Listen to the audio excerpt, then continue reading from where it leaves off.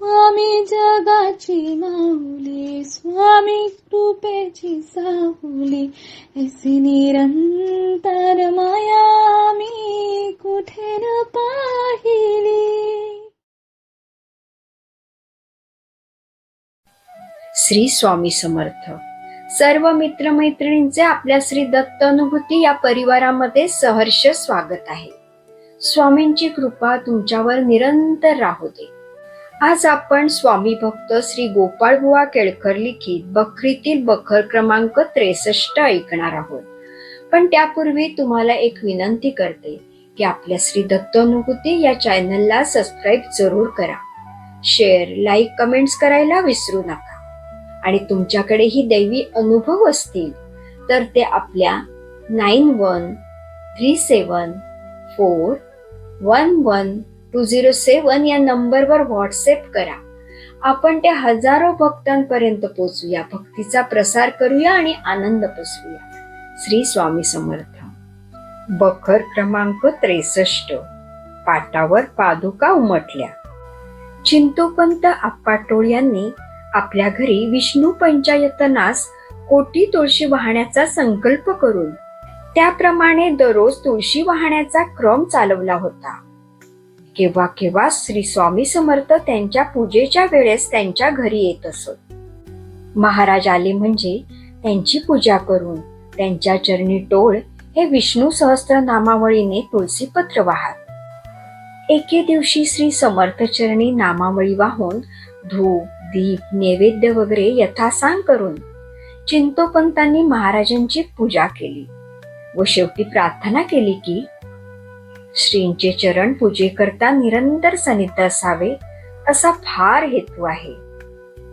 असे ऐकताच, बरे आहे, तुझ्या म्हणण्याप्रमाणे होईल असे सांगून महाराज निघून गेले. काही वेळाने पाहतात तो ज्या पाटावर श्री स्वामी समर्थांची स्वारी बसली होती त्या पाटावर श्रींचे दोन्ही चरण पिवळट रंगाचे उमटलेले दृष्टीस पडले. जसे मृदू वाळूमध्ये चालत असताना मनुष्याचे पाय उमटतात तसे श्री स्वामी महाराजांचे चरण शुष्क काष्टाच्या पाटावर उमटले. हा अद्भुत चमत्कार पाहून टोळ यांना परमानंद झाला व महाराजांचा प्रसाद शिरसावंद समजून भक्तिपूर्वक त्यांची ते नित्य पूजा करू लागले. तो पाट कशानेही घासला तरी पावलांची चिन्हे जशीच्या तशीच आहेत. असा तो तारक पाट हल्ली अक्कलकोटला जोशीबुवा यांच्या मठात आहे. शेकडो लोक अद्याप त्या पाटाला पाहून दर्शन घेत आहेत. जोशी यांच्या घराच्या उत्तरेस एक पडीक जागा खूप दिवसांची होती. त्या जागेत एक औदुंबराचे झाड असून नजीकच एक आड होता.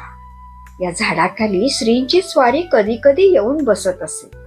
एके दिवशी गोपाळ भट भिडे, मिरजकर सेवेकरी यांच्या मनात असे आले की औदुंबराखाली पादुका स्थापन करून मठ बांधावा. पण मनातली गोष्ट सिद्धीस कशी जाईल, आपण पडलो दरिद्री. असे मनात येताच महाराज म्हणाले, हवेली बांधून पादुकाची स्थापना करा. तेव्हा मंडळी म्हणाली, पण महाराज पैसे कुठून आणायचे? असे म्हणताच महाराज म्हणाले, अलह कर, म्हणजे पाहिजे तितके पैसे येतील. गुरु आज्ञा प्रमाण समजून गोपाळ भट धाराशिव वगैरे गावातून फिरून 400-500 रुपये घेऊन आले. अक्कलकोटासही वर्गणी करून अदमासे 1000 रुपये जमून पंचामार्फत देवालय बांधले. पादुकांची अर्चा करण्यास सासवडकर, दीक्षित वगैरे मोठमोठे विद्वान जमून शास्त्रविधीने अर्चा केली. पूजेच्या आरंभी खुद्द श्री स्वामी समर्थांची स्वारी येऊन श्रीमन महागणाधिपतेय नमः निर्विघ्नमस्तु असे स्वतः म्हणून पूजेला आरंभ केला. पूजा पुरी होईपर्यंत महाराज तेथेच राहिले. मठात पादुकांची व श्री विष्णू पंचायतनाची स्थापना केली. देवालयापुढे सभामंडपाचे काम होते. ते बरेच लांबणीवर पडले होते. श्री विनायक वासुदेव हे श्रींचे भक्त होते. ते अक्कलकोटला वारंवार येत असत. त्यांच्या मनात प्रेरणा होऊन 8000 रुपयांचा सभामंडप बांधला गेला. अशा प्रकारे स्वामींनी सर्वांच्या काळजीचे निवारण केले. येथे बखर क्रमांक 63 समाप्त होते. श्री स्वामी समर्थ.